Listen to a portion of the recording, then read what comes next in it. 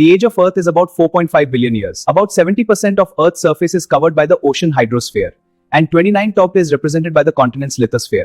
This is the distribution of our planet. पृथ्वी की आयु लगभग 450 करोड़ वर्ष है। विश्व के कुल सतह क्षेत्र का लगभग 70% महासागरीय जलमंडल द्वारा दर्शाया गया है, जबकि 29.2% महाद्वीपों स्थलमंडल द्वारा दर्शाया गया है। ये ग्राफिक से स्पष्ट है। More than 75% of the globe's land is north of the equator. This is why the north is called the land hemisphere and the south is called the water hemisphere. This visualization on the board shows why. विश्व के कुल भूमि क्षेत्र का 75% से अधिक भाग भूमध्य रेखा के उत्तर में स्थित है, जबकि दक्षिणी गोलार्ध को जल गोलार्ध के रूप में जाना जाता है। यह इस ग्लोब पर स्पष्ट रूप से दिखाई देता है। It is believed that the continents are moving away from each other. Farewell theories have been propounded to explain this phenomenon, like the continental drift theory given by Alfred Wegener in 1912. Let's visualize this. महाद्वीप एक दूसरे से दूर जा रहे हैं।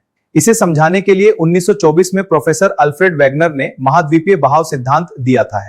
इस तरह के भूगोल को समझने में मदद करता है। According to the Pangaea theory, before 200 million years ago, there was a single landmass surrounded by water. This landmass is called Pangaea. Here on the digital board, this was our Earth. इस सिद्धांत के अनुसार 200 million वर्ष पूर्व एक ही भूमि जल से घिरी हुई थी, जिसे पेंजिया कहा जाता है। ये डिजिटल बोर्ड और ग्लोब पर देखिए कैसे ये महाद्वीप धीरे धीरे अलग हुए। समय के साथ बाद पेंजिया अलग होकर आज की दुनिया नक्शा बना। 200 million years ago, Pangaea cracked into two parts, Laurasia and Gondwana. As they separated, ocean water filled the gap, creating the Tethys Sea. Here on the globe, you can see the continents drift and the sea form.